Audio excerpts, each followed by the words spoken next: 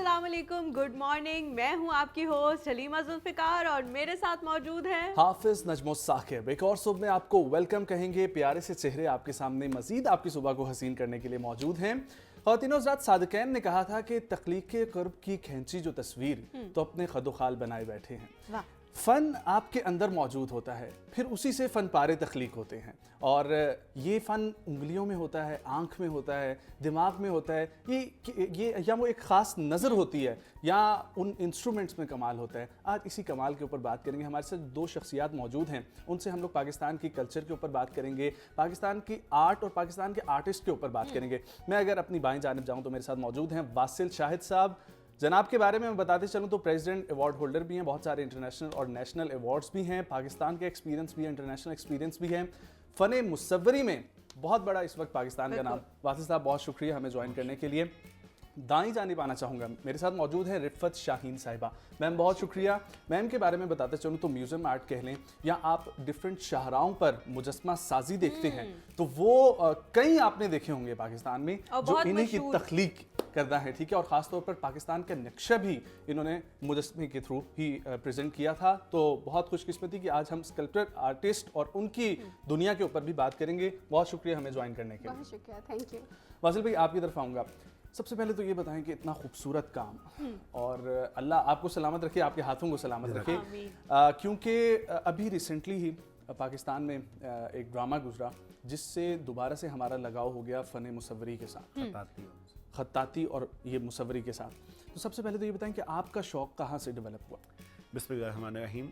बहुत शुक्रिया और इसलिए भी आपका बहुत शुक्रिया कि मौजू का इंतखाब बहुत खूबसूरत आपने किया है और मेरी दुआ है कि ये आपका जो टीवी चैनल है इसी तरह के मौज़ूआत जो हमारे मुआशरे के अंदर जिनकी बहुत अच्छा ज़रूरत है, इन्हीं मौज़ूआत को लेकर आगे चले ताकि समाज की तरबियत हो। जब मैं अगर अपने काम की बात करूँ तो मुझे स्कूल लाइफ से शौक़ था इसका, लेकिन घर वालों का यही था कि साइंस पढ़ो, साइंस करो, साइंस पढ़ो। तो बस मैट्रिक, FSC, BSc, MSc करते चले गए, लेकिन ये काम जो कि अंदर मौजूद है इसको नहीं छोड़ा। ये कभी छुपके किया, कभी सामने किया, कभी ऐसे किया। तो ग्रेजुएशन के बाद एक वक्त ऐसा है कि मेरे पास काफ़ी काम इकट्ठे हो गए थे। तो मैंने एक दोस्त है मेरे लाहौर में, शाहिद साहब, उनका नाम भी शाहिद है, उन्होंने आपके एग्जीबिशन करवाते हैं काम की इकट्ठे। हमने कोऑर्डिनेशन हमारी हुई गवर्नमेंट कॉलेज यूनिवर्सिटी लाहौर के साथ। वहाँ पे नुमाइश जब हुई तो अल्लाह का शुक्र बहुत अच्छा फीडबैक हुआ, मीडिया में या हर एतबार से अच्छा फीडबैक मिला। तो उसके बाद फिर मेरे घर वालों ने मुझे इजाज़त दी कि अब आप जैसा दिल चाहता आप कर सकते हैं, आप। अच्छा, तो ये मेरे काम का आगाज़ है। असल में उसके बाद इनकी तरफ से एक एजाज़ मिलने के बाद घर वालों का एहसास हुआ कि ये तो हमारे लिए भी एजाज़ है। अल्लाह का शुक्र। उसके बाद जाके जनाब फिर मुझे इजाज़त हम गपशप यहीं से आगे बढ़ाते हैं मैम से भी। हाँ बिल्कुल, यही सवाल मैं पूछना चाही थी आपसे भी कि ये कैसे पता लगा कि मेरे अंदर ये सलाहियत मौजूद है, ये करने की ज़रूरत है, और फिर घर वालों ने उसको कैसे एक्सेप्ट किया? अगर बात करते हैं कि मुझे कैसे पता चला, तो मुझे याद पड़ता है कि शऊर जैसे ही मेरे अंदर आया तो मैं कुछ ऐसा कर रही थी, इसलिए पता कब चला ये तो अंदाज़ा ही नहीं हो सका। तो लेकिन ये था कि जब कुछ करना, बनाना, अम्मी अब्बू को दिखाना तो उन्होंने अप्रिशिएट करना। तो इसी हवाले से फिर पूरे ख़ानदान में ही मशहूर था ये कुछ ऐसे कि उल्टी सीधी चीज़ें बनाती रहती, कभी साबुन की टिकिया से, उस वक्त हमारे ज़माने में लाडो सोप, बानो सोप, इस तरह के सोप आते थे, वो बर्तन धोने वाला, हाँ, काला साबुन। तो इस तरह की चीज़ों को लेके तो मैंने उनसे कुछ ना कुछ तराश लेना, और फिर मैंने अपनी, मेरे पास एक पेटी होती थी लकड़ी की, ऊंची सी साइज़ की, तो उसके अंदर मैं उनको ना कॉटन्स के अंदर रख के डंप करती रहती थी। तो जब फिर कभी घर में किसी गेस्ट ने आना तो मेरे अब्बू ने बड़े शौक से निकाल के पीसेस दिखाने कि मेरी बेटी ने बनाए। तो ऐसे फिर अब्बू के दोस्तों को पता होता था कि ये इस तरह के काम करती है। तो 2005 की बात है, when I was just 15 years old, तो मुझे एक अब्बू के दोस्त ने आके एक न्यूज़पेपर ला कर दिया है कि पूरी दुनिया में एक मुकाबला हो रहा है वुमेन राइट्स के ऊपर, तो अगर ये हिस्सा लेना चाहे तो ले ले। तो मैंने ऐसे ही बददिली से नहीं, मैंने कहा हम पाकिस्तानी कहाँ जीतने वाले। बददिली से आखिरी दिन में जाके उसको सबमिट कर कराची, हाँ, इधर इस्लामाबाद में उसका बना था नोमैड, आपको पता होगा नोमैड आर्ट गैलरी, वो उनका हेडक्वार्टर था यहाँ इस्लामाबाद में। तो वहाँ मैंने आकर सबमिट करवा दिए। ऑक्सफम गैलरी नहीं, ऑक्सफम एक NGO का नाम था जो यहाँ तक आई थी पाकिस्तान में। और करीबन 2 से 3 माह के बाद की बात है कि मार्च में कुछ ही दिन मुझे टेलीफोन आया जुम्मे के वक्त, और मेरी छोटी बहन ने उठाया और छोटी बहन ने कहा तुम्हारी किसी फ्रेंड ने फ़ोन किया, फर इंग्लिश बोल रही थी, मैंने भी बोल दी। तो मैंने कहा है, मेरी किसी फ्रेंड ने तुम्हें फ़ोन किया, तुमसे इंग्लिश में बात की, तब मुझे बात करो। जब मैंने फ़ोन उठाया तो वाकई इतनी ज़्यादा गाढ़ी इंग्लिश थी कि मैं खुद कंफ्यूज होकर थोड़ी देर के लिए सोचने लगी कि कौन है दूसरी तरफ फ़ोन कॉल के ऊपर, ये मेरी कौन कोई है फ्रेंड तो जिसकी नहीं लग इतनी रही। फर अंग्रेजी निकल रही है? इतनी गाढ़ी इंग्लिश के वो बाकी हमारे पाकिस्तानियों से निकल जाए ऊपर से। वैसे ताज्जुब हुआ था या खुशी हुई थी नहीं, कि मेरी भी ताज्जुब। दोस्त जो है वो इतनी फर English अंग्रेजी में बोल आ रही है? तो ताज्जुब हुआ था। और उस वक्त पीटीएल का ज़माना था, तो अब्बू के रूम में सिर्फ एक फ़ोन होता था, सख्ती थी घर में। तो एक दो एक्सटेंशन थी जो दूसरे मतलब पड़ोसियों के घर में हम लोगों ने दी हुई थी, क्योंकि वो मोहल्ले में हमारे ही घर में एक फ़ोन हुआ करता था। तो मैंने कहा शायद फिर किसी और का फ़ोन आ गया, लेकिन एक ही लम्हे के अंदर मैंने बहुत सारी बातें एक साथ सोच ली। मीनवाइल जब उसने कहा ना कि मैं मोनिका नामी एक लड़की बात कर रही हूँ, मैं इसको उर्दू में प्रोनाउंस करूँगी ताकि सबकी समझ में आ जाए जो लोग देखने वाले व्यूअर्स हैं। तो मैंने फिर मुझे अंदाज़ा हुआ कि ये तो कहीं आउट ऑफ कंट्री से कॉल है। तो उसने कहा कि आप जो है ना पूरी दुनिया में पहला इनाम जीत चुकी हैं और हम उसको सेलिब्रेट करने के लिए पाकिस्तान आ रहे हैं। अरे बहुत वाह, खूबसूरत, वाह, बहुत क्या खूबसूरत। इसी बात। अचीवमेंट्स के ऊपर भी हम आगे चल के बात करेंगे। वासिफ भाई ये बताएं, जिस तरीके से मैंने इंट्रो में कहा, ये कमाल जो है ये हाथ का कमाल होता है, नज़र का कमाल होता है, ऑब्जर्वेशन का कमाल होता है, ये क्या है? अगर देखा जाए तो ये इन सबसे बढ़कर कहीं और अंदर मौजूद होता है कमाल। ये बाहर जितना भी कुछ है ना, ये ऑब्जर्वेशन है, बाहर की दुनिया इनके साथ है। अगर आप देखा जाए बज़ाहिर तो काम ये हाथ की उंगलियों से होता है, लेकिन हाथ की उंगलियों के अंदर ये जो डिसिप्लिन है ये उस वक्त तक नहीं आ सकता जब इसके अंदर उंगलियों में जो चलने वाला खून है, उस खून और खून की तवानाई के अंदर वो डिसिप्लिन ना मौजूद हो।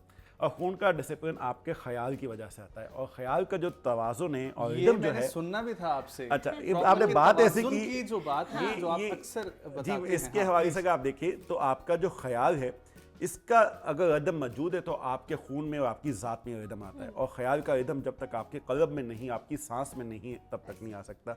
और आपके कल्ब का रिदम जब तक आपकी रूह में मौजूद नहीं है तब तक ये आपके कल्ब में नहीं आ सकता।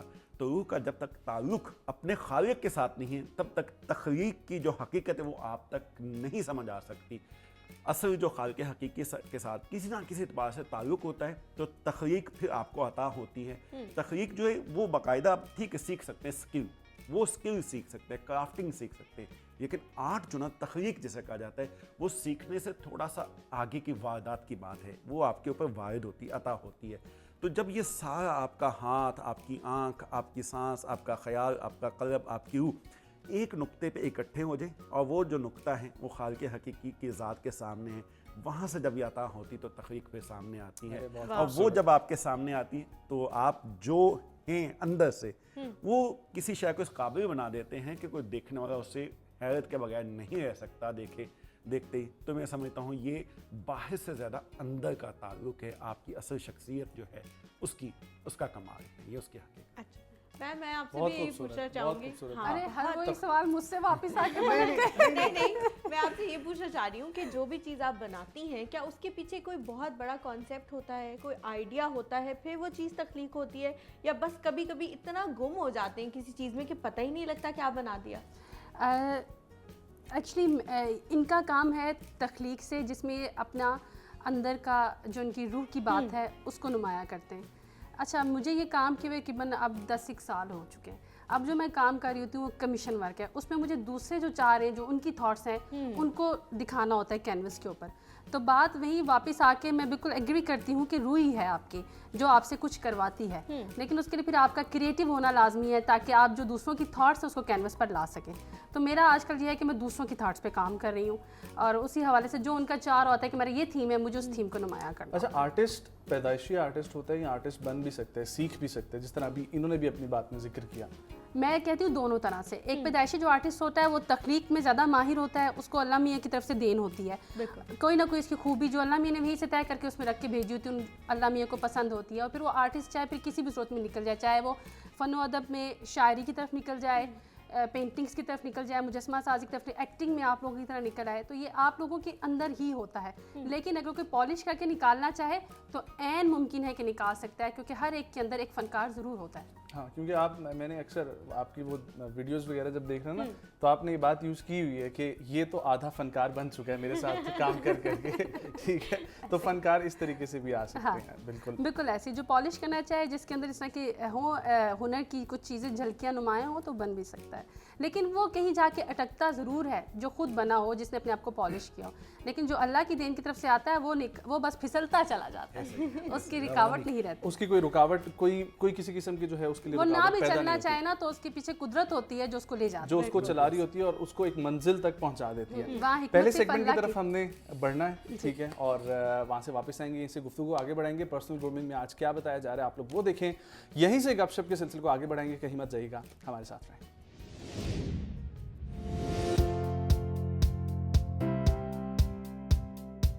अस्सलाम वालेकुम ख्वातीन व हज़रात, गुड मॉर्निंग, सुबह बखैर।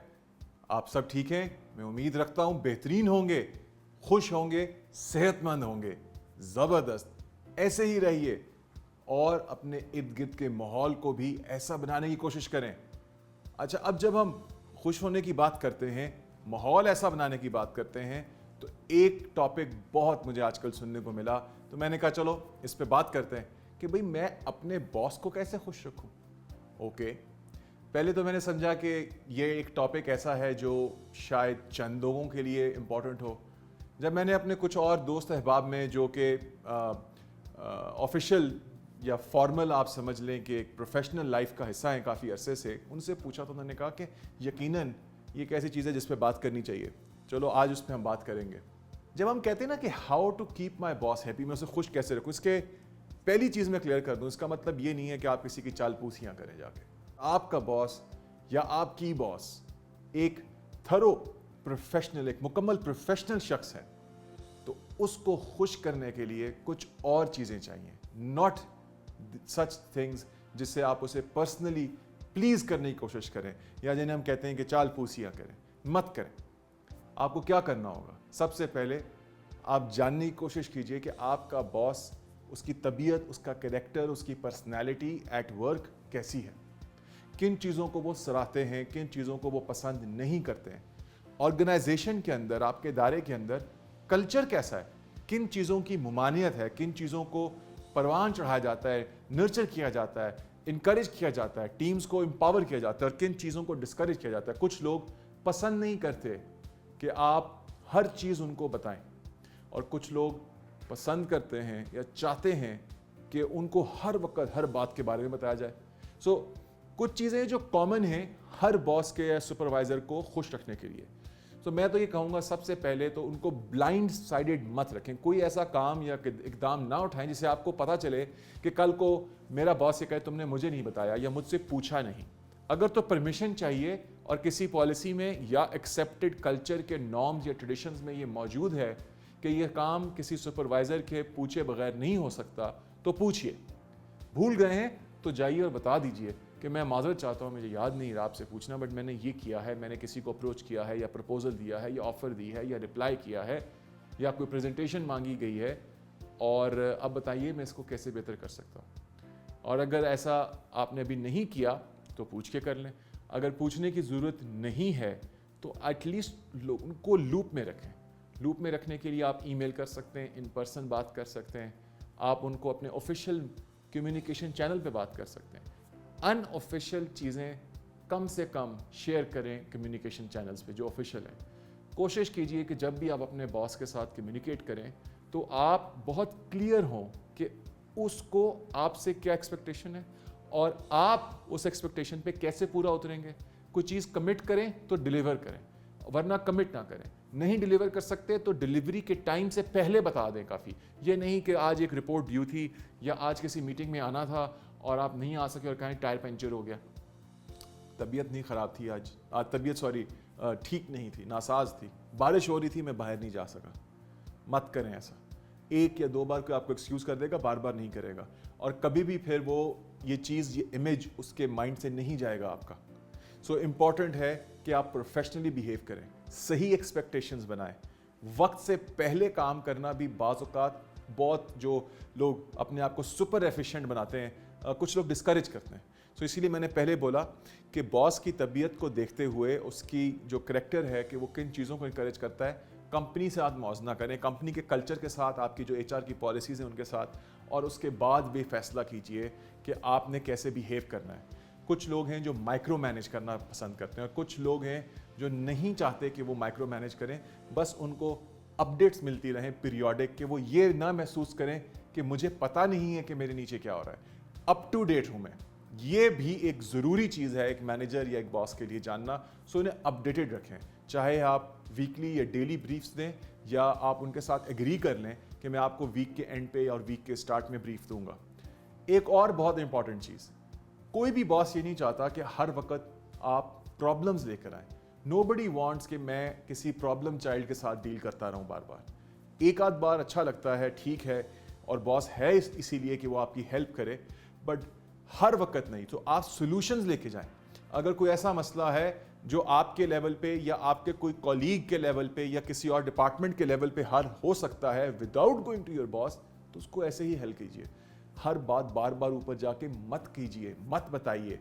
ये आपके लिए बड़ा डेट्रीमेंटल होगा, ना सिर्फ आपके और आपके बॉस के रिलेशन के दरमियान, बल्कि और आपके इर्द गिर्द। और एक बात जहन में रखें, मैंने ये पहले भी कहा, be loyal to your job. You don't have to be loyal to your employer और टू योर बॉस। लॉयल्टी है आपके जॉब के लिए, जो आपका किरदार, जो आपको उसमें रोल में डिफाइंड है कि आपने ये एक्टिविटीज़, ये टास्क करनी है, उनको परफॉर्म करें at the very best of your ability.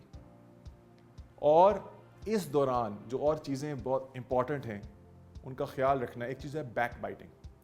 अमूमन ये कल्चर है कि लोग कहते हैं अच्छा मेरे बॉस से बड़ी अच्छी लाख सलाख है, बहुत सलाम दुआ है, वो मुझे बुलाता है, मैं उसके साथ ज़रा प्राइवेट भी बैठता हूँ, डिनर्स पे भी हम जाते हैं बाहर, वो मुझे अपनी प्राइवेट लाइफ के बारे में बताता है, और ये बातें जाके मैं हर एम्प्लॉय को बताऊँ और उसको ब्रैग करूँ और इसके शायद अनड्यू एडवांटेज उठाने की कोशिश करूँ। तो ये चीज़ें भी ऊपर ट्रैवल करती हैं। रिमेंबर, वो सिर्फ आपसे नहीं मिल रहा आपका बॉस, वो सिर्फ आपके साथ बात नहीं कर रही जो आपकी बॉस है, वो सबके साथ बात कर रहा है। वो आपका बॉस सबके साथ इंगेज है।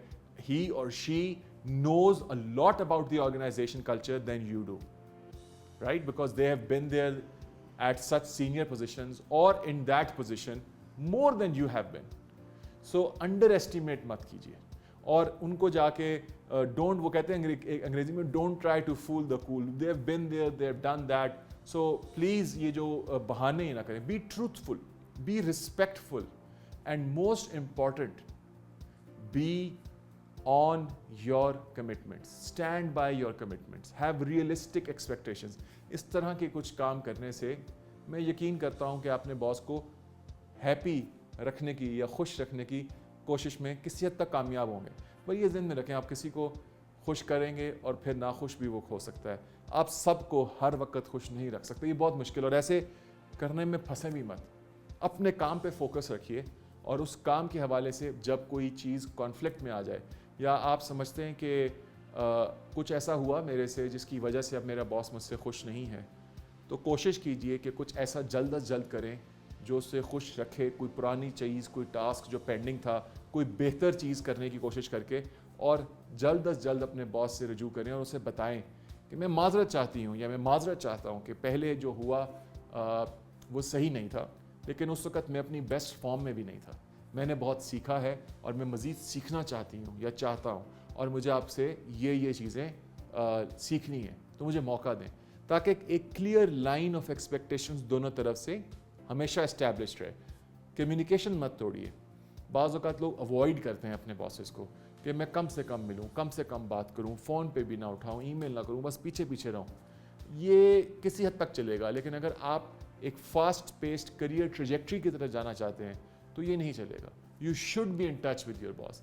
आपको कम्युनिकेट करना चाहिए, और बेशक ब्रीफ करें, बट पीरियोडिक कम्युनिकेट करें। अगर आप उनके साथ कोई वन-ऑन-वन सेशंस स्केड्यूल कर सकते हैं ऑन अ मंथली बेसिस, एक ख़ास इंटरवल पे, मंथली हो, फोर्टनाइटली हो या क्वार्टरली हो, तो ज़रूर कीजिए।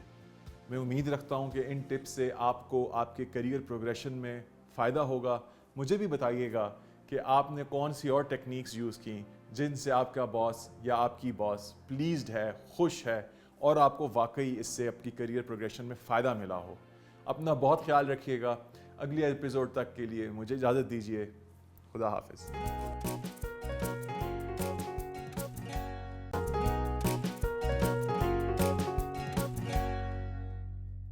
Welcome back to the show. आते हैं अपने टॉपिक की तरफ वापस। मुझे बताएं कि कैलीग्राफी एक आर्ट तो है, लेकिन आर्ट से कुछ मुख्तलिफ भी है, क्योंकि इससे आपका एक कनेक्शन होता है अल्लाह ताला के साथ। आप उनका नाम लिखते हैं, नबियों के नाम लिखते हैं, तो क्या इसकी फीलिंग बिल्कुल अलग है बाकी आर्ट की निस्बत? जी ये बात हकीकत है, लेकिन थोड़ी सी गहरी बात है जो आपने सवाल किया से पास अगर देखा जाए। आर्ट जो बुनियादी तौर पर किसी फिक्र के बुनियाद पे होता है, अगर फिक्र नहीं, फिक्र को निकाल दिया जाए तो वो क्राफ्ट है।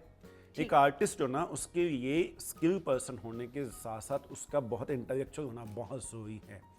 अब उसका इंटेलेक्ट और उसकी स्किल जब दोनों मिलती हैं तो आर्ट एक प्रोड्यूस होता है। लेकिन जब आप कैलीग्राफी की बात करते हैं तो ये इंटेलेक्ट से आगे वजद की बात है। ये इंटेलेक्ट का चूँकि ताल्लुक आपके दिमाग के साथ है, आपके जहन से सारी फिक्र प्रोड्यूस होती हैं। जो वजद है या रूहानियत है, इसका ताल्लुक आपके कल्ब के साथ है। तो खताती अगर देखा जाए इस एतबार से ये दिमाग से 2 कदम आगे हैं, आपके जहन से आगे आपके कल्ब और आपकी रुह तक वारदात करती हैं। और इसकी जो इंटेलेक्ट है, इसकी जो फिक्र है, वो बहुत स्पिरिचुअल है। देखिए, आप कोई भी काम करते हैं, इवन आप गिलास पकड़ते हैं, तो ये एक अमल है और इस अमल के ऊपर एक तवानाई है और इसका एक रद्द-ए-अमल भी है। वो पूरे एनवायरनमेंट पे भी, आपके साथ पे भी वो आपका ऑरा बनाती है। खताती की जब आप इस तरह बात करते हैं, आप जो लिखते हैं, वो जो कंटेंट होता है उसकी अपनी एक तवानाई होती है और वो स्पिरिचुअल एनर्जी है। आप कैसे हो सकता है कि नबी पाक सल्लल्लाहु अलैहि वसल्लम का नाम लिखें, अल्लाह का नाम लिखें और जो उस नाम की बरकत है, उसका तकद्दुस है, जो उसकी तवानाई है, उसकी तासीर आपकी ज़ात तक ना पहुँचे? वो होगी, यकीनन होगी, आएगी। अगर पहले से नहीं भी मौजूद है तो जब आप शुरू करेंगे तो उसकी तासीर आपके कल्ब में, आपकी शख्सियत में आना शुरू हो जाएगी। तो इसी एतबार से अगर देखा जाए तो खताती जो एक इंटेलेक्चुअल आर्ट से आगे बढ़कर एक स्पिरिचुअल आर्ट है, रूह का इसका बहुत गहराई के साथ ताल्लुक है। अब अगर थोड़ा सा आगे मजीद बढ़ के देखें, दुनिया भर के अंदर जो ना इस वक्त मटेरियलिज्म बहुत आगे बढ़ गई है, साइंटिफिक तरक्की बहुत हुई है। बड़ी अच्छी बात है, इंसान को बड़ी सहूलतें मिली, बड़ी आसानियाँ मिली, इसके जरिए बहुत कुछ मिला है। लेकिन वो जो इकबाल ने बात की थी ना कि दिल की ये मौत है मशीनों की हुकूमत, एहसास मुरव्वत को कुचल देते हैं आलात। तो ये जो मैकेनिकल जो डेवलपमेंट हुई, साइंटिफिक तरक्की हुई ना, इसने इंसान की रूह छीन ली है, इंसान का एहसास छीन लिया है। आर्ट उसको देता है, बहुत ज़्यादा आगे की तरफ लेके आता है। बड़ी ब्लेसिंग आर्ट की कि ये यहाँ पर यही एक सवाल उठता है ना कि दुनिया क्या आर्ट के बगैर जिंदा रह सकती है? क्योंकि टेक्नोलॉजी के बगैर तो जिंदा रह रही है। इस पे हम बात करते हैं। तो इसमें आगे जो ना खताती अगर देखा जाए तो ये आपके एहसास से ज़्यादा आपकी रूह जो है ना, इसको ज़िंदा करती है, इसको बहाल करती है। तो मैं ये समझता हूँ कि मतवाज़न जो शख्सियत होती है, जहाँ उसकी मादी तरक्की बहुत ज़रूरी होती है, उसकी रूहानी तरक्की भी होनी चाहिए। अगर वो नहीं होती तो जैसे एक पैरालाइज इंसान हो जाता है, ये इसी तरह साइकोलॉजिकल पैरालाइज्ड हो जाएगा इंसान। और एक रोबोट में फ़र्क बाकी नहीं है अगर उसके अंदर रूह और फिक्र बाकी नहीं है। तो अब यही जो बात आपने की थी कि इंसान क्या उसके बगैर जिंदा रह सकता है? यकीनन रह सकता है, लेकिन वो सिर्फ एक मैकेनिकल रोबोटिक मशीन होगी इस वजूद की शक्ल में, जो 60-70 साल के बाद एक्सपायर हो जाएगी। नहीं, आप देखिए ना, अगर पहले वक्तों में हम चले जाएं, टेक्नोलॉजी नहीं थी, लेकिन उस वक्त भी डांसिंग, सिंगिंग, ठीक है, म्यूज़िक का और यही खताती और इस किस्म की चीज़ें, पेंटिंग, ये सब मौजूद था। तो आर्ट जो है वो ज़िंदा रह सकती है, लेकिन टेक्नोलॉजी जो है वो अगर ना भी हो तो इंसान जी जिंदा रह सकता है, लेकिन वो रोबोटिक होगा, बड़ा मैकेनिकल होगा। उसकी जो अप्रोच टू लाइफ होगी बहुत मैकेनिकल होगी, बहुत मटेरियलिस्टिक अप्रोच होगी। अब वो जो मटेरियलिस्टिक अप्रोच है वो इसको एक मशीन की तरह ऑपरेट करेगी। और आज हम देखें जिस तरह के इंसान आज बन चुके हैं, कोई एहसास नहीं है, कोई फितरत के साथ ताल्लुक़ नहीं है, कोई अपने आप के साथ रब्ता नहीं है, बस एक 9 to 5 का सर्कल है। हर रोज़ हम वही काम करते रहते हैं, 50, 60, 70 साल तक वो 24 आवर्स के साइकिल को रिपीट करते रहते हैं, कुछ नया नहीं ज़िंदगी में।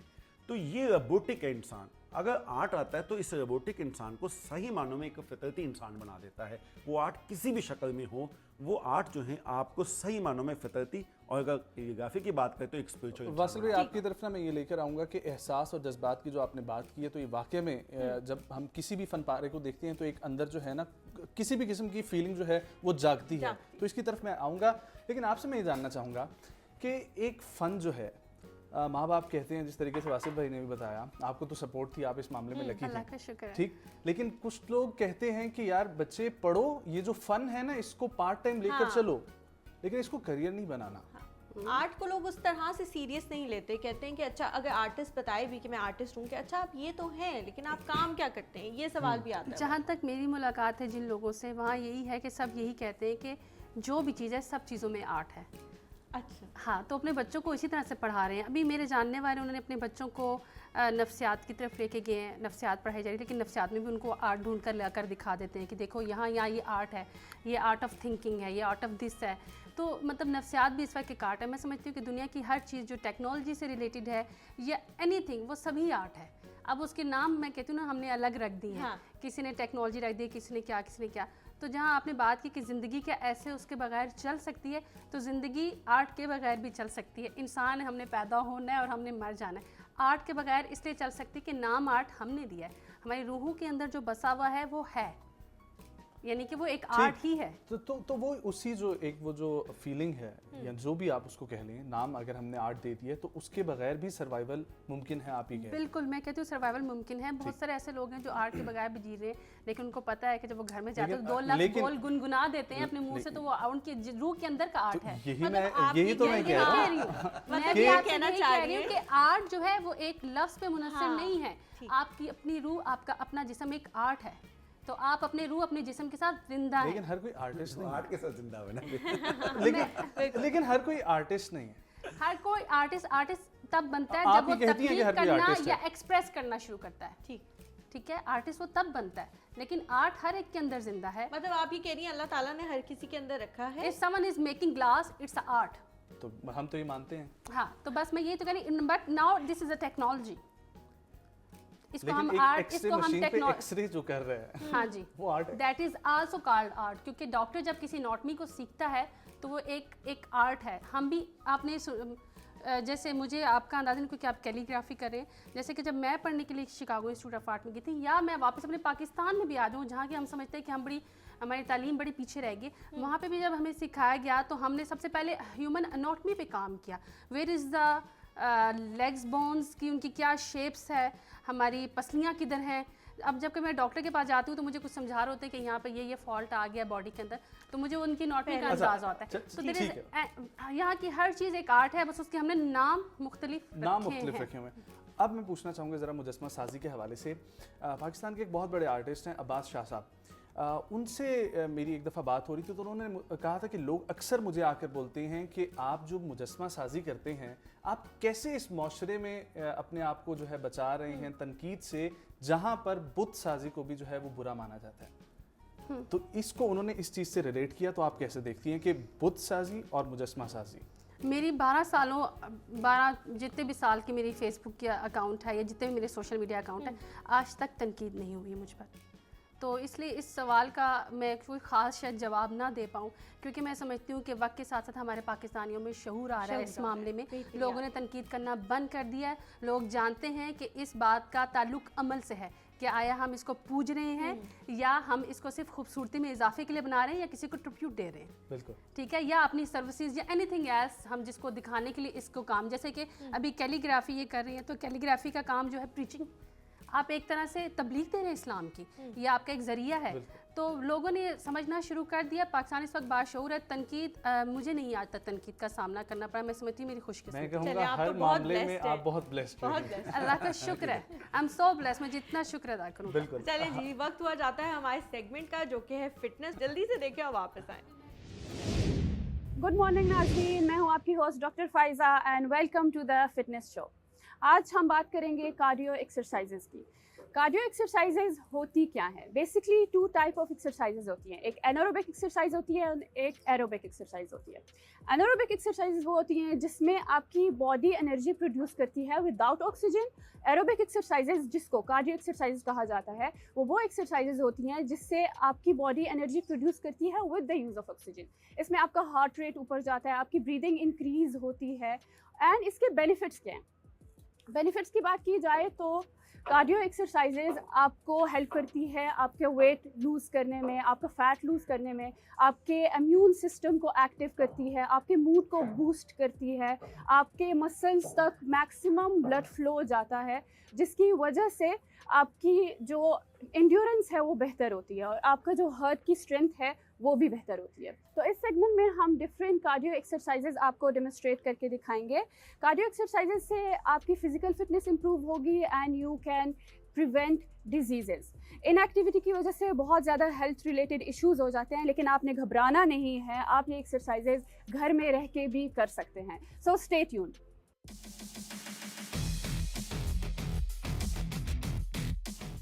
वेलकम बैक नाजरीन, आज हमारे साथ हैं डॉक्टर रिदा और हम परफॉर्म करेंगे different cardio exercises which is good for your cardiovascular system. तो आज की हमारी पहली एक्सरसाइज है जंपिंग जैक्स। जंपिंग जैक्स में आपने जंपिंग को इंगेज करके अपने हैंड्स और लेग्स को मूव करना है साथ साथ। Can you demonstrate please? Very good. अब इसके भी आपने जितना मैक्सिमम आप कर सकते हो, विल स्टार्ट विद 10 reps। अब प्रॉब्लम ये होती है, कुछ लोगों को नी प्रॉब्लम, बैक प्रॉब्लम होती है, जिसकी वजह से ये एक्सरसाइज नहीं कर पाते, वो जंप नहीं कर पाते। तो उसमें हम इस एक्सरसाइज को मॉडिफाई करेंगे। तो this is our modified version, जिसमें जंप इन्वॉल्व नहीं होता, लेकिन आपके हैंड्स और लेग्स मूव करते रहते हैं थ्रू आउट। तो अब हम जाते हैं अपनी नेक्स्ट एक्सरसाइज में, which is high knees. High नीज में आपने अपने कोर को टाइट रखते हुए अपनी लेग्स को मूव करना है with slide jump. That's it, very good. और इसके साथ आपने ब्रीदिंग भी इंगेज करनी है। ये एक्सरसाइज मुश्किल होती है उन लोगों के लिए जिनको नी में पेन होता है या बैक प्रॉब्लम होती है, तो हम मॉडिफाइड वर्जन भी आपको करके दिखाएंगे। Can you do it please? एक लेग एट अ टाइम, और इसमें आपने जंप नहीं करना। कार्डियो एक्सरसाइज का ये बेनिफिट होता है कि आपकी इंड्योरेंस बेहतर होती है, आपका स्टेमिना बेहतर होता है इन एक्सरसाइजेज के करने की वजह से। और ये एक्सरसाइजेज काफ़ी इजी हैं, इनके लिए आपको कोई इक्विपमेंट नहीं चाहिए। You only need a mat. आप मैट पे कर सकते हो, आपने सिर्फ अपने हार्ट रेट को अप रखना है। Moving to our next exercise, उसके लिए रिदा आपने आना होगा मैट पे। Straight arms, very good. Can you lift your knees up? ये पोजीशन होगी स्टार्टिंग, और उसके बाद आपने अपनी नी को एल्बो तक लेके आना है। Very good. अब आपने हल्का सा अपनी पेस ज़्यादा करनी है, इसमें आपने अपनी स्पीड को एंगेज करना है। Very good. You have to make sure कि आपका कोर टाइट हो, आपके एब्स स्क्वीज हो थ्रू आउट, ताकि आपके स्पाइन पे स्ट्रेस ना जाए। अब जिनको बैक प्रॉब्लम होती है उनके लिए मॉडिफाइड वर्जन करके दिखाएंगी रिदा। इसमें आपने जंप इंगेज नहीं करना, आपने इसी पेस में रह के ये एक्सरसाइज करनी है। Thank you.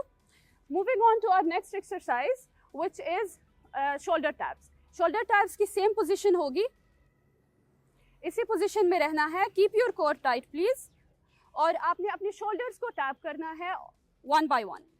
Very good. और इसके साथ भी आपने ब्रीदिंग को एंगेज करना है।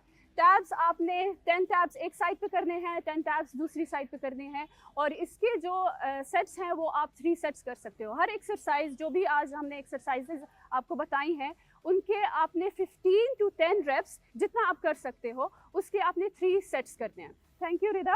तो ये थी हमारी आज की एक्सरसाइजेज। कार्डियो एक्सरसाइजेज से आपका एंड्योरेंस और स्टेमिना बेहतर होता है, जिसकी वजह से आपका फैट लॉस और वेट लॉस होता है। आप ये एक्सरसाइजेज घर बैठ के कर सकते हो, बहुत इजी एक्सरसाइजेज हैं। आप अपने लिए दिन में आधा घंटा भी निकालते हो तो it's more than enough. Stay tuned with us. अब हम चलते हैं अपने नेक्स्ट सेगमेंट पे।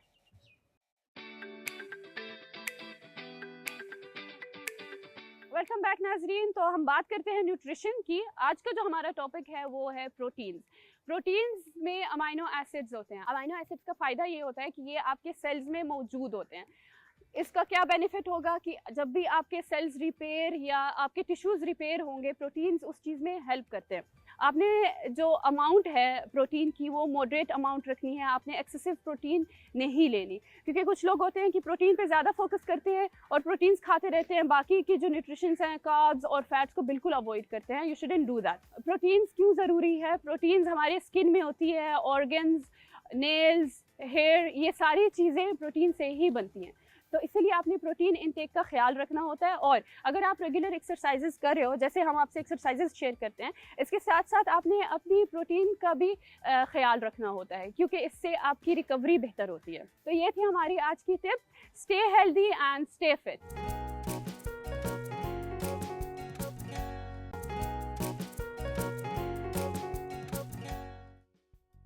जी, welcome back to the show. मैं आपकी तरफ आऊँगी। मैंने जितना भी आपका काम देखा, काले रंग से बहुत लगा हुआ है आपको। इसकी क्या ख़ास बात है? हाँ, ये देखिए, तमाम जितने भी रंग है ना, वो सारे के सारे काले से ही निकले हुए हैं। अगर हकीकत में देखा जाए, कहते हैं कि बेसिकली 7 शेड्स जो लाइट के, वो वाइट से, बिल्कुल ठीक है, वाइट से वो सारे के सारे जब इकट्ठे हो जाते हैं ना, सारी रोशनी सब इकट्ठे, काला उन सबको जज़ब कर देता है, और जज़ब करके वो फिर भी काला रहता है, वो बदलता नहीं। बकिया जितने रंग है, रोशनी का आप रंग बदल दें, वो तब्दील हो जाते हैं। जैसे रोशनी आई, वो रोशनी का कलर, टोन आपने चेंज किया, वो रंग बदल गया। काला बदलेगा नहीं, अपने आप को वो बरकरार रखेगा, और वो सारे का सारा जज़ब कर देगा आपके अंदर से। जो भी आप नेगेटिव पॉजिटिव जो कुछ मर्जी लेके आए, वो लेके आए, जज़ब करिएगा। अच्छा, मैं चूँकि कोरियोग्राफी करता हूँ और इसमें मैंने बैकग्राउंड में ज़्यादा ब्लैक का ही इस्तेमाल करता हूँ और उसके ऊपर जो कंटेंट है वो मैं सोने के वर्क के साथ कोशिश करता हूँ कि वही 24 कैरेट में यूज़ करूँ उसको। अब वो बड़ा चमकदार होता है, शाइन होता है। ये बेसिकली एक पैगाम इस एतबार से है कि जब आप खताती करते हैं ना, तो पहली बात ये होती है कि आपके अंदर जज़ब करने की, ऑब्जॉर्व करने की, बर्दाश्त करने की बड़ी ज़बरदस्त सलाहियत पैदा हो जाती है। और फिर जब आप करते रहते हैं तो फिर आप भी इसी तरह से चमकते हैं, जहाँ पे वो सोने की तरह हरूफ अल्फाज चमकते हैं। ये वहाँ पे जो रोशनी है, वहाँ पे जो चमक है, वो नूर जो है उसकी अफादियत और तासीर आपके अंदर मैं भी देख पैदा रहा हूँ कि हो जाती हर है। काम को आप जो है ना अपने रूह के साथ जोड़ रहे हैं। जी, हकीकत बात है ना। देखिए, अब रूह से कटी कोई चीज़ है नहीं है, कुछ भी नहीं है। आप थोड़ा सा बाहर निकले, रूह की दुनिया से बाहर, आप कायनात में जाएं जहाँ पे ज़िंदगी नहीं है। चांद, सितारे, बड़ी बड़ी गैलेक्सीज हैं, बड़ा कुछ है। क्या उनको अपने होने का शाऊर है कि वहाँ है? बिल्कुल भी नहीं है। वजूद कितना बड़ा है, पूरी कायनात है, लेकिन अपनी ही ज़ात का शाऊर नहीं है।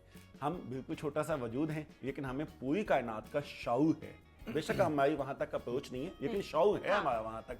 क्यों? कि हमारे अंदर वो मौजूद है। बिल्कुल। हमें अपनी ज़ात के होने का मुकम्मल एहसास है कि हम हैं। अब इससे थोड़ी सी आगे बात हुई, काबा देखिए, खाना खुदा, अल्लाह का घर, उसका जो ग्राफिक काले रंग में है। आप जाते हैं, तवाफ़ करते हैं, आपके अंदर जितना भी कुछ नेगेटिव होता है सब जज़ब कर दिया जाता है और आपको ऐसे वापस भेजा जाता है जैसे आप आज ही पैदा हुए। बहुत खूबसूरत। और उसके अंदर देखिए, आप खताती जो हुई इसी तरीके से हुई है। तो काले रंग के अंदर मिस्टिसिज्म बहुत ज़्यादा है और बेसिकली ये कभी बदलता नहीं है। इसके अंदर इस्तकामत बहुत ज़्यादा है, किसी रोशनी के साथ नहीं बदलेगा, किसी चीज़ के साथ वहीं पर नहीं मौजूद रहेगा, अपनी जगह जी, पे खड़ा बिल्कुल रहा। ऐसे ही।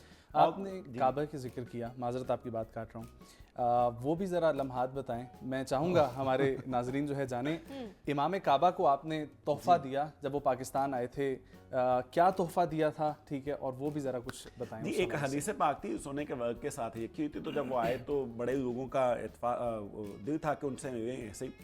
तो मुझे ये पता चला कि आज उनका आखिरी दिन है, जुमे का जो दिन था उस वक़्त 2015 की बात है। तो उन्होंने फैसल मस्जिद में जुमा पढ़ाना है। अच्छा, अब जुमे रात तक मुझे कुछ नहीं पता था, मेरी उनसे मुलाकात होनी नहीं होनी कुछ नहीं, ऐसे तमाशा रश था, रश भी था, प्लानिंग भी नहीं थी, कुछ भी नहीं था।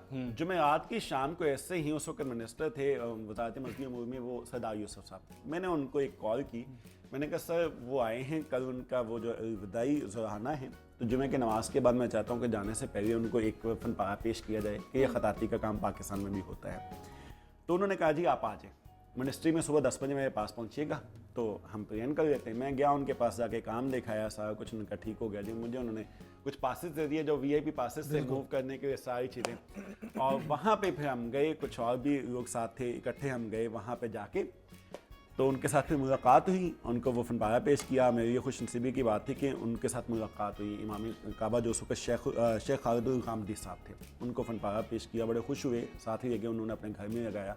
तो मेरी ये खुशी की बात है कि उनके साथ। क्या बात, बहुत खूबसूरत। बहुत।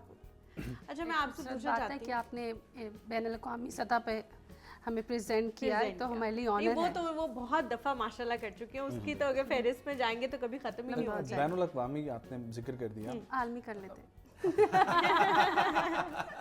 ठीक है, बहुत खूब, बहुत खूब। अच्छा, मैं इस अप्रोच के साथ अब आऊँ ठीक हो गया। हलीमा का सवाल मैं काट रहा हूँ, ठीक है, माजरत आपसे भी। कोई बात नहीं। आप भी अपना एक्सपीरियंस शेयर करें, जब आपने स्टार्ट लिया था और 4 साल आपने काम किया स्टार्ट में इंटरनेशनली, ठीक है, और वहाँ पर आपने इनफैक्ट लेक्चर भी डिलीवर किए, तो उसके हवाले से ज़रा कुछ बताएं। डरपोक सी लड़की थी एक मैं, और जब मुझे पता चला, यानी कि पहला मेरा एक जो एज अ रोल मॉडल मैंने स्पीच करनी थी, वो थी श्रीलंका में 5 दिन के बाद कि 5 दिन में सारा माहौल देखती थी कि इस तरह से है, दुनिया भर से बच्चे आ रहे हैं 100 की तादाद में, और इन सब के सामने मुझे एक्चुअली पाकिस्तान की तरफ से कुछ तैयार नहीं करवाया गया था।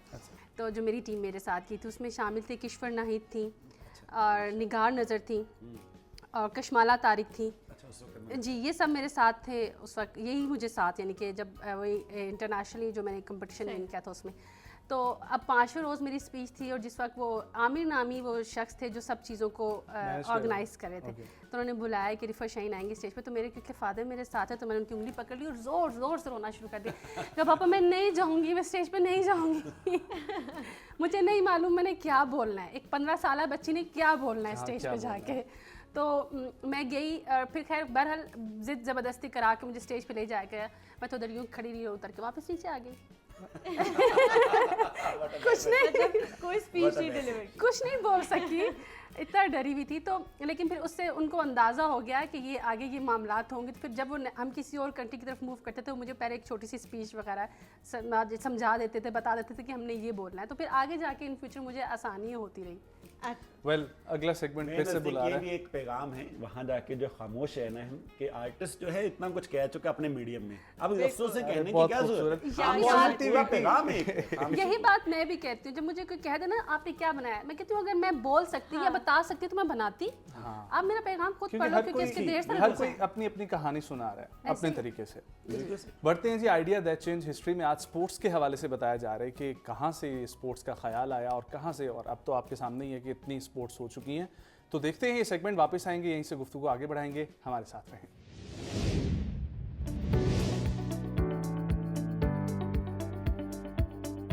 अस्सलामुअलैकुम जी। मेरा आज आपसे पहला सवाल ये है that do you play any sports? क्योंकि आजकल जवान बच्चे ज़्यादातर वीडियो गेम्स खेलते हुए नज़र आते हैं। वीडियो गेम्स बहुत बहुत पॉपुलर हैं, मोबाइल्स पे भी हैं, बड़ी बड़ी एक्सबॉक्स, प्लेस्टेशन जैसी कंपनीज़ भी हैं, और वो लाखों डॉलर्स गेम्स को प्रोड्यूस करने में लगा रही हैं। और गेम्स जो हैं वो children are addicted to video games.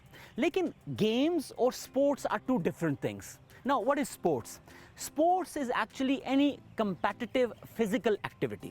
यानी मुकाबले की और जिस्मानी एक्टिविटी का नाम स्पोर्ट्स होता है। यानी अगर आप बैठ के वीडियो गेम्स खेलते हैं और उसके अंदर फुटबॉल खेलते हैं तो इसका ये मतलब नहीं है दैट यू प्ले स्पोर्ट्स।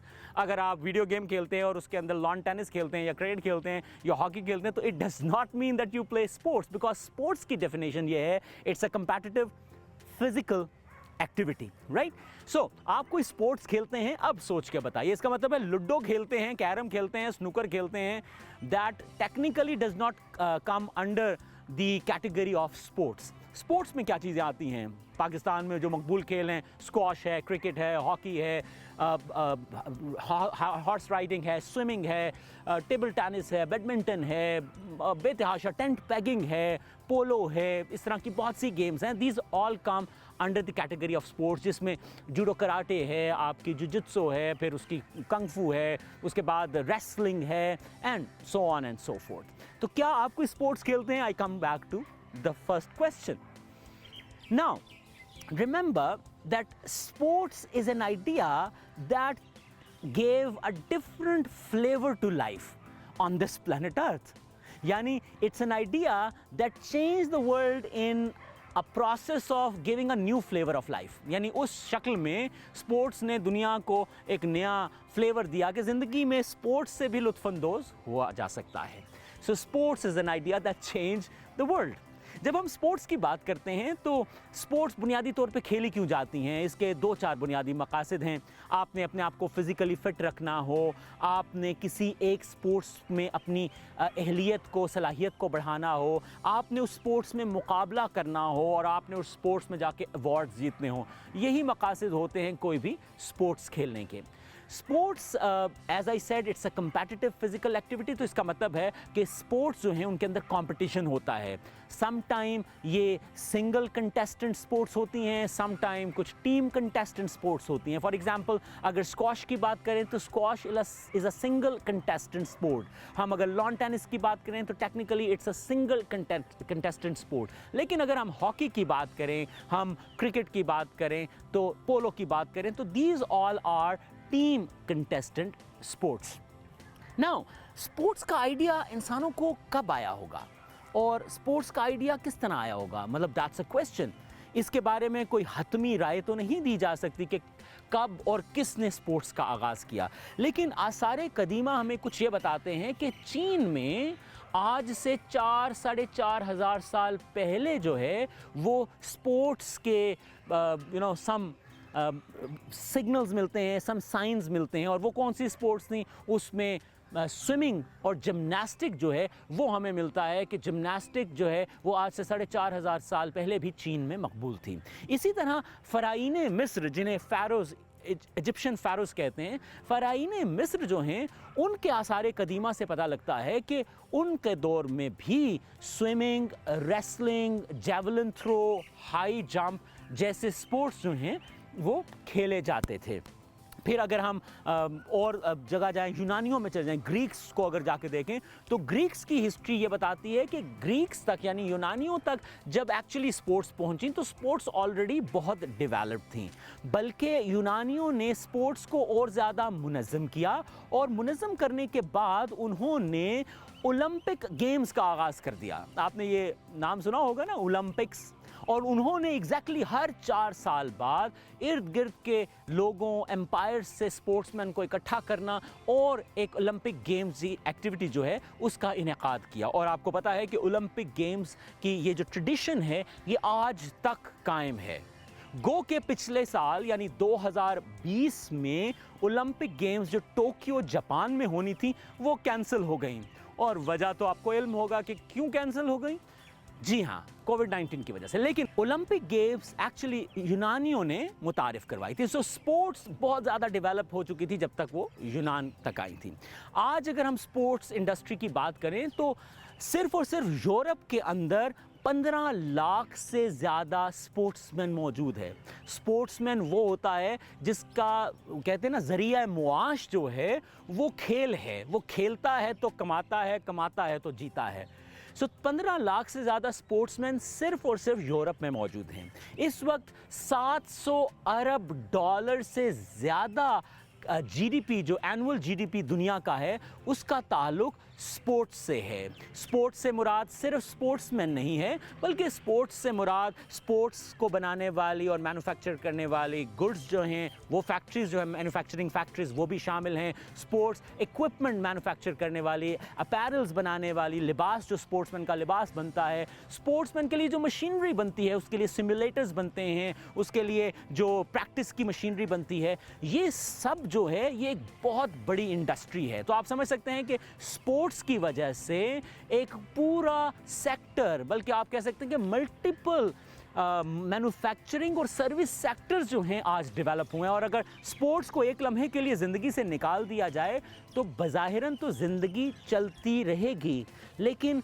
ज़िंदगी के बहुत ही 2 बुनियादी अनासर ख़त्म हो जाएंगे। नंबर 1 इकोनॉमिक फैक्टर और element and the second is the element of entertainment. क्योंकि स्पोर्ट्स आज और आज से पहले माजी में भी सिर्फ खेलने वाले के लिए नहीं होती थी बल्कि देखने वालों के लिए भी होती थी। और आपको तो इल्म है कि जब ओलंपिक गेम्स का आगाज़ यूनान में किया गया, आपने ग्लैडिएटर्स का लफ्ज़ सुना होगा। उस वक्त ग्लैडिएटर्स जो थे, फाइटर्स जो स्पेशल ट्रेंड फाइटर्स थे, उनको तैयार किया जाता था एक मुकाबले के लिए और उस मुकाबले को देखने के लिए हज़ारों लोग जो है इकट्ठा होते थे and they used to have fun out of that and entertainment out of that. और आज भी हम घरों में बैठ के लुत्फ़अंदोज़ होते हैं स्पोर्ट्स एक्टिविटीज़ से। सो स्पोर्ट्स से ना सिर्फ इकोनॉमिक एक्टिविटी जुड़ी हुई है बल्कि उसके साथ साथ हमारी जो एंटरटेनमेंट इंडस्ट्री है वो जुड़ी हुई है। आपके टीवी चैनल्स हैं, डेडिकेटेड टीवी चैनल्स हैं जो स्पोर्ट्स के लिए बनाए गए हैं। उसमें आप किसी भी मुल्क के स्पोर्ट्स चैनल्स की बात करें या सैटेलाइट और ग्लोबल स्पोर्ट्स चैनल्स की बात करें, आपकी जो कवरेज है उस कवरेज के अंदर एक बिज़नेस इन्वॉल्व है। जब लोग स्टेडियम जाते हैं तो स्टेडियम को डिज़ाइन करने में बनाने का एक सेक्टर है, स्टेडियम्स को मेंटेन करने का एक सेक्टर है। उस स्टेडियम में लोग आते हैं टिकटें खरीदते हैं, तो टिकट खरीदना बेचना एक बिजनेस है। फिर वहाँ पे सर्विसेज हैं, वहाँ पानी पीने को मिलता है, खाने को चीज़ें मिलती हैं and people sit there and they have fun out of that all sports activity. So it's all about business. Yes, sports are important to life. Sports की जहाँ तक बात करें तो स्पोर्ट्स से रिलेटेड कुछ अल्फाज भी हमारी ज़िंदगी में बहुत शामिल हैं। मिसाल के तौर पे स्पोर्ट्समैन स्पिरिट, आपने ये लफ्ज़ सुना होगा। अक्सर समझाने वाले आपको कहते होंगे यार अपने अंदर स्पोर्ट्समैन स्पिरिट पैदा करो। स्पोर्ट्समैन स्पिरिट का मतलब है कि आप जिस्मानी और नफ्सियाती तौर पे इतने मजबूत होते हैं कि आप फेलियर यानी नाकामी नहीं मानते और आप अपनी तगोदो जारी रखते हैं। आप कभी भी मुर्दा दिल नहीं होते, नाउमीद नहीं होते, and that is called sportsman spirit. I want you to have sportsman spirit. इसी तरह एक लफ्ज़ है जिसे चीटिंग कहते हैं। अब तो ये लफ्ज़ इस्तेमाल होता है मतलब अच्छी बात नहीं है, लेकिन एकेडमिक चीटिंग में भी इस्तेमाल होता है। लेकिन चीटिंग का वर्ड जो है वो बुनियादी तौर पे स्पोर्ट्स से रिलेटेड है। People do cheating in sports, and that's why cheating is considered not a good idea, because that disrupts the process of sports. इसी तरह स्पोर्ट्स के अंदर आजकल से मुराद है पिछले चंद सालों में एक लफ्ज़ और स्पोर्ट्स से बड़ा रिलेट कर गया है, and that is called doping and drug. कुछ प्लेयर्स ऐसे हुए कि उन्होंने अपनी फ़िज़िकल कैपेबिलिटी को चंद लम्हों को बढ़ाने के लिए, यानी ख़ास मोमेंट्स में अपनी फ़िज़िकल एबिलिटी को बढ़ाने के लिए उन्होंने कुछ ड्रग्स का इस्तेमाल किया, जिस वजह से उनकी फ़िज़िकल कैपेसिटी जो है वो मामूल से बढ़ गई, and they made the records. और जब उन रिकॉर्ड्स को चेक किया गया और उनको फ़िज़िकल चेकअप किया गया, तो it was realized that okay, there was a problem of doping and drug, and that is not a good idea, because that doesn't leave you natural, that makes you artificial, और वो कुछ लम्हे की होती है और वो आपकी अपनी एक्चुअल स्पोर्ट्समैन एबिलिटी को ख़त्म करती है और स्पोर्ट्समैन स्पिरिट के ख़िलाफ़ है। Sports an idea that actually helping us to enjoy life। वो खेल जो है वो हमें जिस्मानी तौर पे मजबूत करता है। खेल जो है हमें नफ्सियाती तौर पे मुकाबला करने के लिए तैयार करता है। When I was looking into this topic कि ये स्पोर्ट्स का आइडिया है, ये एक्चुअली जनरेट कैसे हुआ होगा, और I told you everything जो मैंने पढ़ा। एक और चीज़ जो मेरे लिए हैरानकुन थी भी किसी हवाले से और नहीं भी थी, वो ये थी कि स्पोर्ट्स का आगाज़ भी बुनियादी तौर पे आर्मीज़ यानी मिलिट्रीज़ के लिए किया गया। यानी मिलिट्री में काम करने वाले लोगों को चाको चौबंद रखने के लिए, मुकाबले के लिए हर वक्त तैयार रखने के लिए और उनको मजबूत रखने के लिए स्पोर्ट्स का कॉन्सेप्ट जो है वो ओल्ड मिलिट्रीज़ के अंदर लाया गया। और मिलिट्रीज़ में जब ये कॉन्सेप्ट आया तो वहाँ से ये कॉन्सेप्ट जो है it flourished and today it lives with us in our daily life. आज हमें वक्त मिले तो हम छत पे जाके भी थोड़ी सी क्रिकेट खेल लेते हैं, बाहर सड़क पे भी कुछ खेल लेते हैं। एंड अच्छा, ये खेलना जो है दैट्स अ डेंजरस वर्ड। खेल नहीं खेलना हमें, खेल खेलने का मतलब होता है किसी के साथ डूइंग द गेम। सो खेल नहीं खेलना, लेकिन हमें खेलना है, यानी स्पोर्ट्स खेलनी है। सो स्पोर्ट्स का आइडिया मिलिट्री से चला और आज ज़िंदगी का हिस्सा है, और अगर इसे ज़िंदगी से निकाल दिया जाए तो यकीनन हमारी ज़िंदगी एक ख़ास हवाले से बेरौनक सी भी हो जाए, क्योंकि हमारी सर्टन एनर्जीज री एनर्जाइज स्पोर्ट्स की वजह से ही होती हैं। आज तक के लिए इतना ही, इजाज़त दीजिए, खुदा हाफिज़।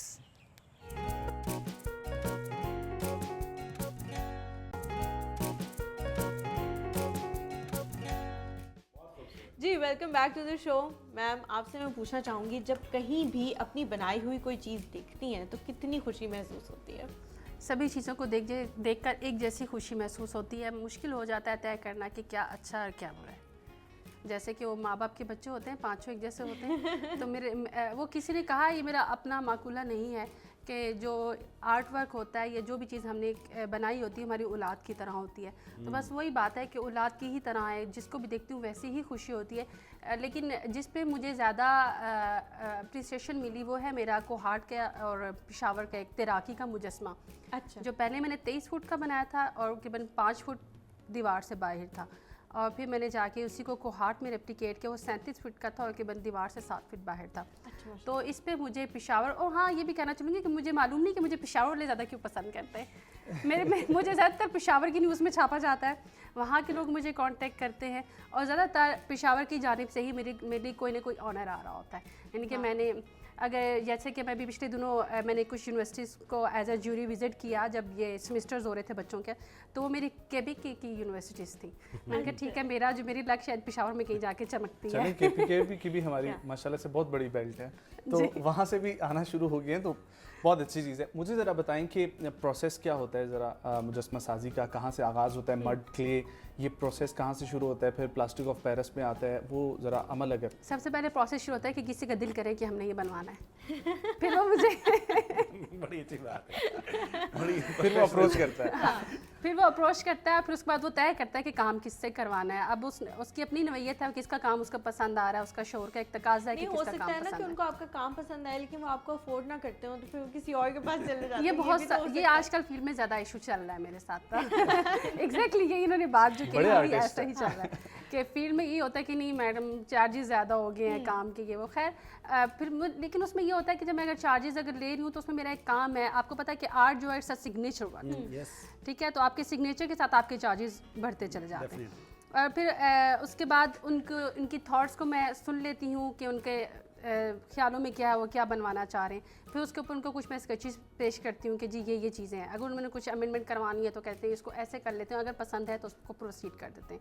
जब प्रोसीड करते हैं मैं वापस अपने स्टूडियोज़ आती हूँ, अपनी टीम को दिखाती हूँ, टीम से कहती हूँ जी चलो जी स्टार्ट करें। फिर मेरा एक बंदा होता है जो सिर्फ मार्केट का बंदा होता है, जाके मार्केट से चीज़ें खरीदता है, ला कर देता है। एक बंदा होता है जिसका सेक्शन होता है संभालना मिट्टी का, एक बंदा होता है जिसका फाइबर ग्लास का सेक्शन होता है, एक बंदा सिर्फ मेरे साथ रहता है जिसको सिर्फ मुझे संभालना है क्योंकि मेरा कोई पता नहीं होता, मैं ना आगे देखती हूँ पीछे देखती हूँ, धाड़ उधर गिरती हूँ, धाड़ उधर गिरती हूँ इतनी ढेर सारी चीज़ें होती है पड़ी हुई, पीछे लोहा है, आगे जाने मिट्टी के ढेर है, तो काम करते तो पीछे हुई देखने के लिए तो धाड़ लोहे से टकरा के पीछे गिर गई।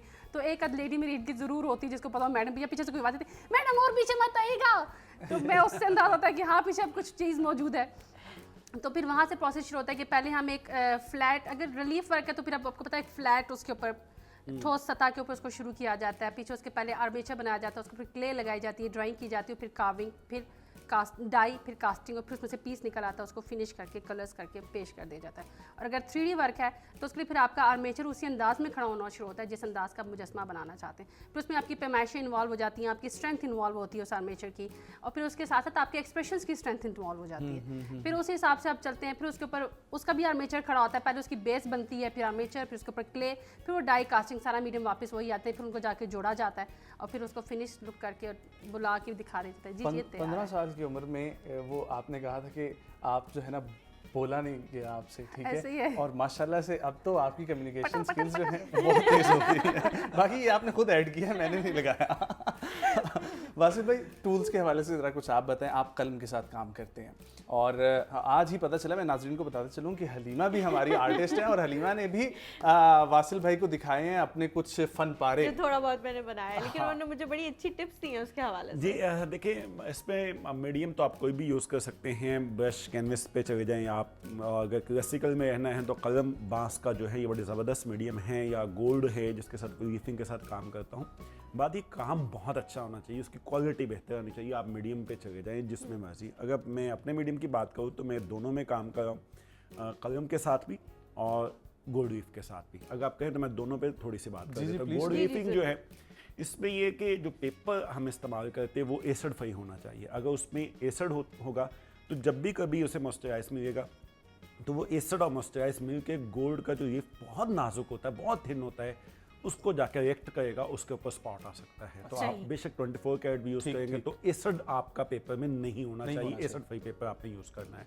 फिर उसके बाद अपने उसके ऊपर कैलीग्राफी करनी बहुत फाइन, जो असल काम है। कैलीग्राफी के बाद उसकी गम होती है वो लगाते हैं, फिर गोल्ड की कटिंग होती है। कटिंग करने के बाद जब उसको पेस्टिंग करनी होती है, लगाना तो वो बहुत सेंसिटिव यही मैंने आपसे पूछना था कि अक्सर हम देखते हैं कि खीर वगैरह पे चांदी के वर्क या गोल्ड के वर्क लगाए जाते हैं, बिल्कुल तो वो वही तो है, इतने ये नाजुक होते हैं, कैसे आप उनको ये देखिए handle दो करते चीज़ें इस पे ना कि इसमें अगर आप पकड़ के यूं तेजी से भी लेके जाएंगे ना ये टूट जाएगा, ये हवा भी नहीं बर्दाश्त हाँ, कर पाता, फट भी इतना जाता है। नाजुक हाँ, है। बिल्कुल नहीं करता। आपने जिसको पकड़ना है उस वक्त बहुत एहतियात से आपने सांस भी रोक लेना है। अगर आप सांस भी लेंगे ना तो आपकी सांस ये की भी मैंने जो- आपकी बात सुनी थी, सांस रोक के काम जी करना। यहाँ पे कलम में भी यहाँ पे भी। अच्छा, जब यहाँ पे आप सांस रोक के जब आप उसको लेके जाएंगे तो वो ज़्यादा बेहतर तरीके से जाएगा, फाइन लुक आएगा, उसकी क्वालिटी बहुत मैटर करती है। जब आप उसकी पेस्टिंग करेंगे फिर उसकी टचिंग होती है, फिनिशिंग होती है, बर्निशिंग होती है। बर्निशिंग होती है कि उसको बिल्कुल स्मूथ करना होता है। ये जो मेरे रिंग है मैं इसके साथ करता हूँ कि लेके इसको बाकायदा हम रब करते हैं इस तरीके से। ये अकीक जो ना बेसिकली अकीक या आप शीशे यूज़ करते, दोनों में से मैं अकीक के साथ करता हूँ। फिर फिक्सटिव के साथ उसको प्रिजर्व कर दिया जाता है। ये तो है गोल्ड के साथ, बहुत सेंसिटिव काम, काफ़ी वक्त लगता है एक फनपार के ऊपर भी। लेकिन जब आप कलम के साथ करते हैं तो उसमें भी ये होता है कि कलम जिस वक्त आपने चलाना है तो सांस को रोक लेना है, और अगर सांस लेना है तो कलम को फिर रोक लेना है। ये असूल भी हैं, और जो आप लिख रहे हैं कलाम इलाही उसका अदब भी है कि लिखते हुए वो इतना बड़ा कलाम है कि सांस लेकर भी बेअदबी नहीं करनी। ये वाह, बहुत ये खूबसूरत, इतना माशाल्लाह। इतना खूबसूरत वो कलाम होता है जो लिख रहे होते हैं कि वहाँ पे सांस लेने की भी बेअदबी नहीं होनी चाहिए, ये असूल भी है। क्यों? अगर आप सांस ले रहे होते ना तो उस वक्त आप जो ज़िंदगी जी रहे हैं वो ज़्यादा फिजिकल लाइफ है, आपके इमोशंस हैं, थॉट्स हैं, आपकी फीलिंग्स हैं, सब चीज़ें मौजूद हैं। लेकिन खताती जो ना इनसे मावा एक स्पिरिचुअल फिनोमेना है ये इसके बारे में मैं आपसे पूछूंगी क्योंकि मुझे भी इसका शौक है, मैं बहुत बिगिनर लेवल पे हूँ, तो मुझे कुछ टिप्स दे थोड़ी सी। लेकिन अभी हमारे सेगमेंट का टाइम हुआ जाता है जो कि है फूडीज़, और फूडीज़ में आज हम क्या मज़ेदार का खाएंगे वो आपने खाना है और फिर वापस आना है। मेरे दोस्तों में मुझे जो कोई भी जानता है वो ये बात जानता है कि विंग्स जो हैं वो मेरी मोस्ट फेवरेट स्नैक है। और आज के एपिसोड के बारे में मैं बहुत ही एक्साइटेड हूँ because not only do I get to tell you the history but I also get to have them afterwards. So this is Hamza Qazi, आप फूडीज़ देख रहे हैं।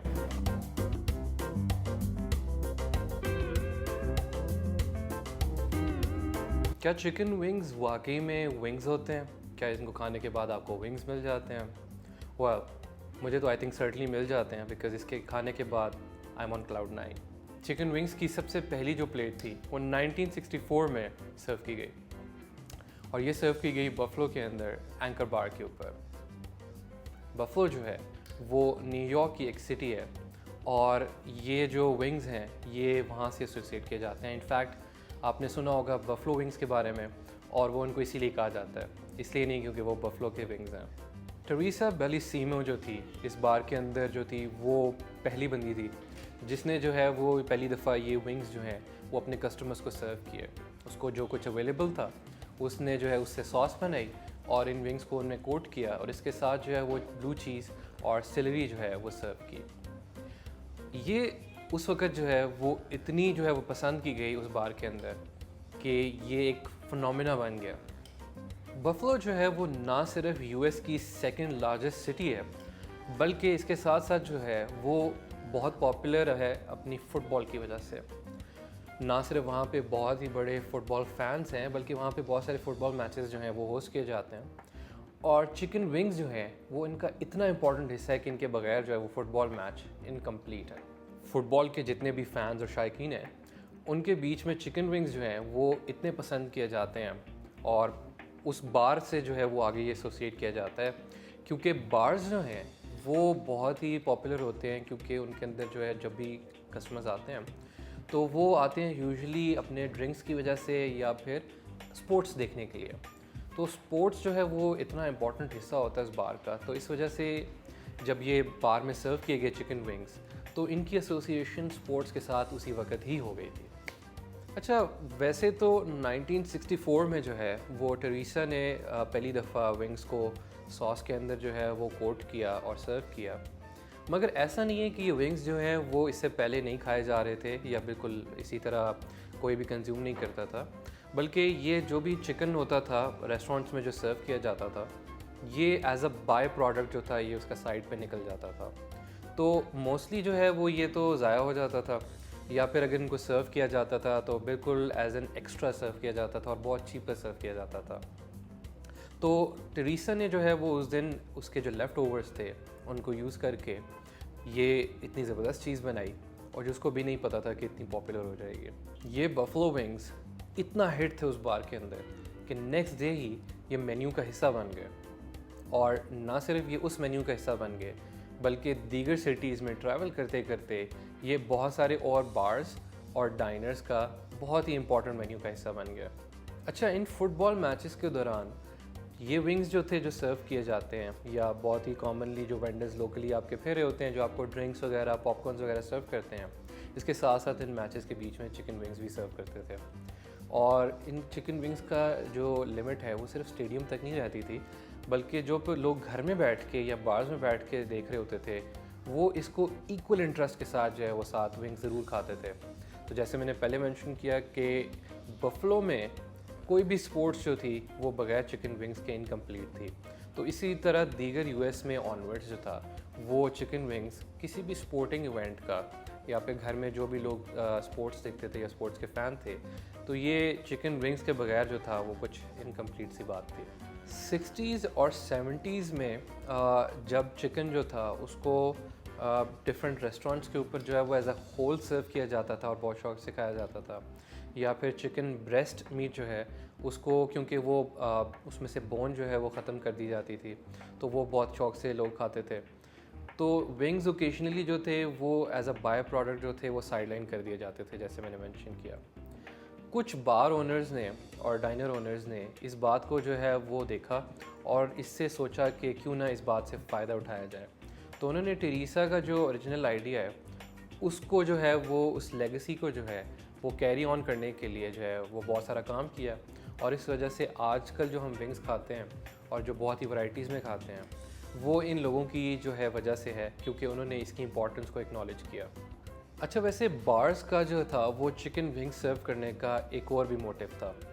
दे रियलाइज़ कि लोग अगर ये इनएक्सपेंसिव जो है प्रोटीन खाने के लिए आएंगे तो ये जो है वो ना सिर्फ उनको चीप पड़ेगा खाने के लिए, बल्कि ये एज अ मोटिव सर्व करेगा उन बार्स के अंदर बियर सर्व करने के लिए।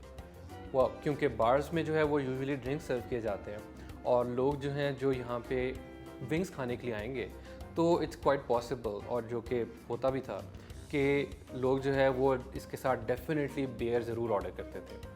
तो इन विंग्स के साथ साथ जो कि उनको, क्योंकि जो रेस्टोरेंट्स थे उनको बहुत चीप पड़ते थे एज अ बाय प्रोडक्ट, तो उन्होंने इनको जब सेल करना स्टार्ट किया इनएक्सपेंसिव तरीके में, तो उससे इनकी जो बियर की सेल्स थी वो भी इंक्रीज़ हुई, और इस वजह से विंग्स जो हैं वो बार्स और डाइनर्स का जो था वो बहुत ही फेमस सेलिंग पॉइंट था।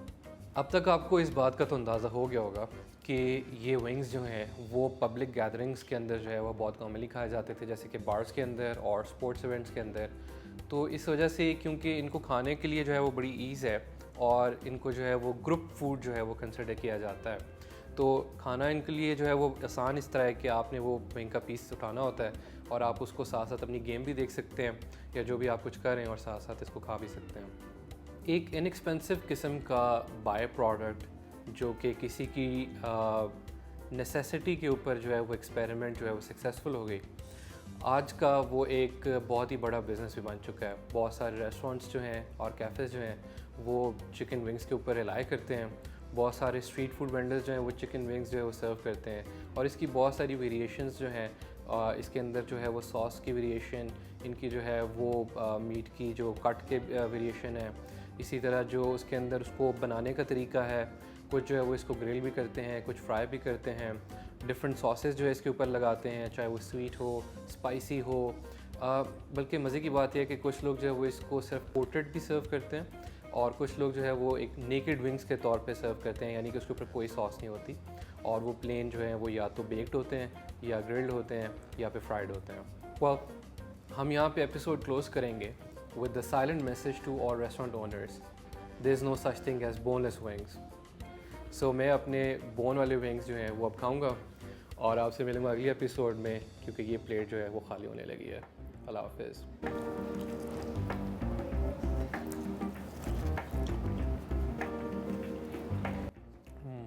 मैं किसी को नहीं दे रहा।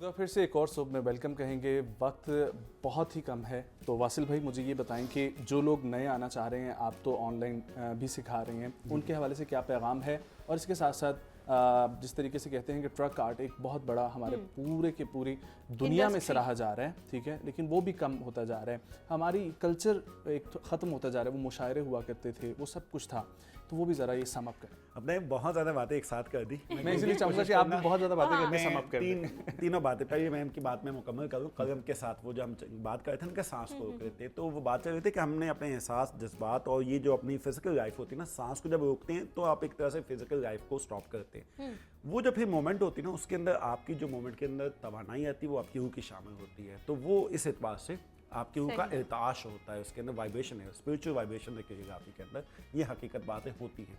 अब आपके सवाल की तरफ आता हूँ कि नए आने वाले ट्रक आर्ट की तरह और हमारा कल्चर कंप्रोमाइज़ हो रहा है। देखिए मैं कल्चर से शुरू करता हूँ, बाकी तीनों बातों की तरफ आता हूँ।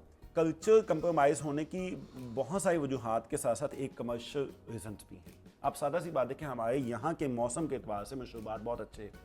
आपके पास लस्सी, सत्तू, ये सारी चीज़ें बड़ी अच्छी मशरूबात थी, लेकिन इस वक्त आपने जहाँ पे भी देखा होगा, बैठे मना लो खुशियाँ के नाम से, कोई और भी कोई होगा, तो जहाँ पे हैप्पीनेस की बात आ गई मशरूबात कुछ और तरह के हो जाएंगे और हो गए हैं, और replace सारी हो चीज़ें। गए हैं। ये कमर्शियल फोर्सेस ना आपके कल्चर को एक साइंटिफिक वे में मार्केट को ऑक्यूपाई करते हैं, मार्केट के जरिए ऑपरेट करते हैं, और ये हकीकत बात है। उनकी कमर्शियल जो नीड्स होती हैं उसके मुताबिक आपका कल्चर वो किया जाता है। अच्छा, कल्चर कोई ऐसी चीज़ है जिसको प्रिजर्व किया जाता है, ये होता है अपने आप को चेंज करता है, वक्त और हालात के मौसमों के मुताबिक आगे बढ़ता है, इसके अंदर अच्छा, तगय्युर कल्चर होता चेंज है। होने का नाम है। जी, अगर ये स्टैटिस्टिक चीज़ हुई तो वो फिर ठीक है, जमूद हो गया समझ ना, जमूद तो है नहीं, इस पर इर्तिका हमेशा रहता है, वक्त, हालात, साइंस, हर चीज़ के एतबार से। अब बात यह है कि कल्चर जो हमारी अपनी सिविलाइजेशन है उसके साथ उसकी मुताबिकत है या नहीं है, उसके रूट्स कहाँ पे, ये चीज़ देखने का, उसके रूट्स कमर्शियल है या आपकी अपनी तहजीब के साथ जुड़ी हुई है, ये सकाफत और तहजीब का कुछ फ़र्क भी है। तो अब हमारे यहाँ जो कल्चर हैं ये तो इस वजह से कंप्रोमाइज़ हो रहा है, हमें अपने कल्चर के साथ रुजू करना चाहिए, और हमारे कल्चर के जो रूट्स हैं हमारे स्पिरिचुअलिज्म के साथ है, वो कमर्शियल के साथ नहीं है, रूहानियत के साथ है। नए आने वालों के लिए यही पैगाम है कि अगर ये सीखना चाहते हैं तो दो चीज़ें वाज़ा कर लीजिए।